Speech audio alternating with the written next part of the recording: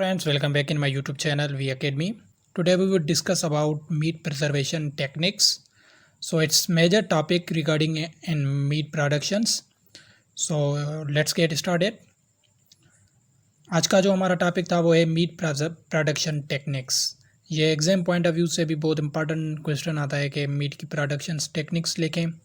और ये जो टेक्निक्स हैं, ये मैं आज आपको जो टेक्निक्स पढ़ाने जा रहा हूँ, ये आपको टेक्निक्स फ़िश प्रोसेसिंग में भी काम आ सकती हैं, तो ध्यान से सुनिएगा। सबसे पहले क्वेश्चन आता है कि हम मीट को प्रिजर्व करते क्यों हैं। पहले उसको हम क्लियर करेंगे। उसके लिए ये मैंने 4 पॉइंट्स लिखे हैं कि हम प्रिजर्व क्यों करते हैं मीट को। सबसे पहले कि to increase the shelf life. अब जो भी मीट की शेल्फ़ लाइफ होती है उसको हम इंक्रीज़ करते हैं। ज़ाहिर सी बात है, अगर हम उसे प्रिजर्व करेंगे तो उसकी जो लाइफ होगी वो इंक्रीज़ हो सकती है। वरना हमारा जो मीट होता है कम से कम अगर रेफ्रिजरेटर रखते हैं तो फिर भी एक दिन में ख़राब हो जाता है। तो प्रिजर्वेशन हम करते हैं ताकि उसकी लाइफ जो वो ज़्यादा हो सके। दूसरी बात, टू डिले स्पॉइलेज। उसमें बैक्टीरिया, वायरस या यीस्ट वगैरह ना आ सके, मतलब उसमें कभी डिसएडवांटेजेस माइक्रो ऑर्गेनिज्म जो भी हैं उसमें इफ़ेक्ट ना करें, क्योंकि प्रिजर्व मीट पे वो इफ़ेक्ट नहीं कर सकती। तीसरी बात यह है कि टू इम्प्रूव द क्वालिटी। फिर जो मीट की क्वालिटी होती है वो भी प्रिजर्वेशन से इम्प्रूव हो जाती है। अभी कौन कौन सी टेक्निक्स हैं मीट प्रिजर्वेशन टेक्निक्स में। सबसे पहले यहाँ 8 टेक्निक्स लिखी हुई हैं, वो 8 ही हम पढ़ेंगे। सबसे पहले चिलिंग एंड रेफ्रिजरेशन है, दूसरी फ्रीजिंग है, तीसरी कैनिंग है, चौथी ड्राइंग है, पांचवी क्यूरिंग एंड साल्टिंग बोलते हैं, छठी एरिडेशंस, सातवीं डिहाइड्रेशन एंड 8वीं स्मोकिंग होती है। ये 8 हम पढ़ते हैं कॉन्सेप्टली।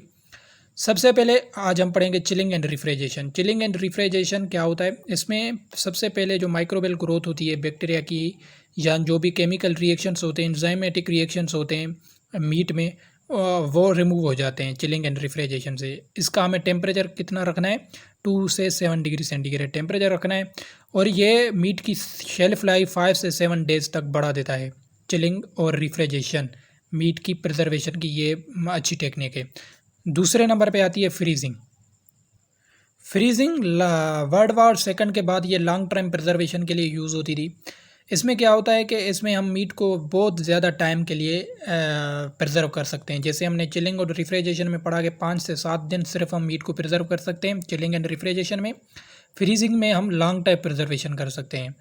तो इसका टेम्परेचर हमें कितना रखना है? इसका टेम्परेचर हमें -55 डिग्री सेंटीग्रेड रखना है।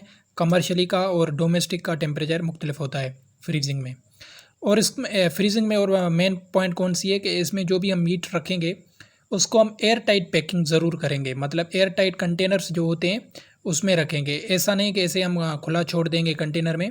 खुला छोड़ेंगे तो उसमें फ्रीजिंग बर्न्स होगी। फ्रीजिंग बर्न्स होगी तो मीट में डिस्कलरेशन हो जाएगी। डिस्कलरेशन होगी तो मीट हमारा ख़राब हो जाएगा। तो ये बात ध्यान में रखनी है। फ्रीजिंग में हमें मीट को एयर टाइट पैकिंग में रखना है। शेल्फ़ लाइफ ये कितनी बढ़ाता है? बीफ में 12 मंथ, बड़े गोश्त की 12 मंथ तक उसकी शेल्फ़ लाइफ इंक्रीज़ हो जाती है। पोल्ट्री में 3 to 6 मंथ तक होती है। तीसरे नंबर पे आता है कैनिंग। कैनिंग में क्या करते हैं हम? मीट को हम हीट करते हैं ताकि उसमें जो भी माइक्रो ऑर्गेनिज्म है या जो भी बैक्टीरिया वगैरह है या एंजाइमेटिक रिएक्शंस हैं वो रिमूव हो जाएं। वो कितने टाइम पे हम हीट करते हैं? 15 मिनट में हम 100 डिग्री सेंटीग्रेड हीट देंगे तो मीट में जो भी आउटसाइड के फॉरेन पार्टिकल्स होंगे वो रिमूव हो जाएंगे। ये बोलते हैं हम कैनिंग में। कैनिंग में हम पहले उनको 100 डिग्री सेंटीग्रेड देंगे, फिर उसको कूल प्लेस पे रख देंगे ताकि मीट ठंडा हो जाए, अपनी नॉर्मल पोजीशन में आ जाए। तो ये भी हम प्रिजर्व कर सकते हैं कैनिंग के थ्रू। चौथे नंबर पे आता है ड्राइंग।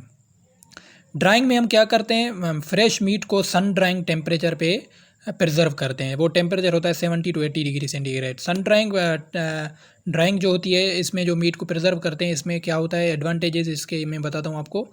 कि वो जो मीट होता है वो हमारा एक तो मतलब उसकी शेप होती है वो नॉर्मल हो जाती है, और उसकी जो साइज़ होती है वो थिन हो जाती है, और उसके साथ साथ उसमें जो भी बाहर के पार्टिकल्स हैं वो रिमूव हो जाते हैं ड्राइंग में। 5वें नंबर पे हमारा आता है curing and salting. Curing and salting में हम क्या करते हैं? मीट को हेवी साल्टिंग से रब करते हैं। रब क्यों करते हैं? कि उसमें वाटर की जो एक्सट्रैक्शन है वो रिमूव हो जाती है। उसमें इंग्रेडिएंट्स कौन कौन से यूज़ करेंगे क्यूरिंग एंड साल्टिंग में? शुगर हम यूज़ करते हैं, उसके साथ साथ साल्ट यूज़ करते हैं, और उसके साथ सोडियम नाइट्रेट यूज़ करते हैं। ये तीनों चीज़ें मिला के हम मीट पे आराम से रब करेंगे तो उसमें वाटर की एक्सट्रैक्शन ख़त्म हो जाएगी, और दूसरी भी जो भी फॉरेन पार्टिकल्स हैं वो भी रिमूव हो जाएंगे, और मीट हमारा बहुत टाइम तक चल सकता है। छठे नंबर पे आता है इरेडिएशंस। इरेडिएशंस नाम से भी वाकिफ़ हैं आप, तो इरेडिएशंस मतलब रेडिएशंस के थ्रू हम मीट को प्रिजर्व करते हैं। रेडिएशन में अल्फ़ा बीटा और गामा भी आ सकता है। उसके साथ साथ कोबाल्ट 60 और सीजियम 137 हम यूज़ करते हैं रेडिएशंस, जिससे मीट की जो प्रिजर्व होती है वो 90 तो 42 डेज़ शेल्फ लाइफ बढ़ जाती है। मतलब 42 डेज़ तक हम उसको प्रिजर्व कर सकते हैं। मतलब रेडिएशंस की वजह से, रेडिएशन जैसे उसे पास होंगे तो उसमें दूसरी जो भी फॉरेन पार्टिकल्स हैं वो रिमूव हो जाएंगे। सातवें नंबर पे आती है हमारा जो टेक्निक है वो है डिहाइड्रेशन। डिहाइड्रेशन में हम क्या करते हैं, मॉइस्चर को एक्सट्रैक्ट करते हैं, मतलब मॉइस्चर को निकालते हैं। इसमें भी बहुत ज़रूरी होता है कि एयर टाइट पैकिंग होनी चाहिए। एयर टाइट पैकिंग नहीं होगी तो हमारे मीट में जो है फॉरेन पार्टिकल्स आ जाएंगे, बाहर की इन्वायरमेंट की एयर आ जाएगी। तो इसमें भी एयर टाइट पैकिंग होनी चाहिए, तो ताकि फिर मीट की जो मॉइस्चर है वो निकल जाएगी और उसकी शेल्फ़ लाइफ 1 साल से बढ़ जाएगी। ये सबसे इम्पॉर्टेंट और सबसे बड़ा टेक्निक है कि डिहाइड्रेशन से हम मीट की शेल्फ़ लाइफ 1 साल तक नॉर्मल रख सकते हैं। अगर उसको हम एयर टाइट पैकिंग में रखेंगे तो उसकी मॉइस्चर लेवल निकल जाएगी और वो दूसरे केमिकल रिएक्शन, फॉरेन बॉडी के रिएक्शंस टोटली मीट पे इफेक्टेड नहीं करेंगे और उसकी शेल्फ़ लाइफ 1 ईयर तक हो जाएगी। आठवें नंबर पे लास्ट हमारी टेक्निक है स्मोकिंग। स्मोकिंग क्या होती है? एक तो मतलब ये इतनी पुरानी है जितनी हम कुकिंग करते थे हीट से। तो सबसे पहले ये एक फ्लेवर देती है मीट को। स्मोकिंग क्या करती है, फ्लेवर देती है मीट को। और दूसरी बात, ये ग्रोथ जो भी होती है माइक्रो ऑर्गेनिज्म की, उसको इनहिबिट करती है। इसमें कौन कौन से केमिकल्स होते हैं? अल्डिहाइड यूज़ होता है, कीटोन यूज़ होता है, फिनोल यूज़ होता है और कोई भी ऑर्गेनिक एसिड्स यूज़ होते हैं जिससे स्मोकिंग बनता है। स्मोकिंग क्या करता है?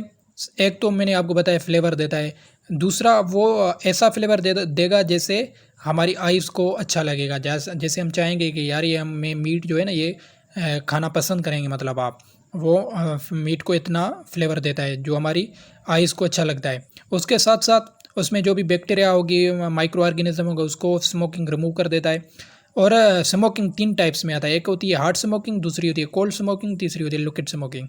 हार्ड स्मोकिंग अगर हम करेंगे तो उसका टेम्परेचर हमें 50 टू 80 डिग्री सेंटीग्रेड रखना होगा।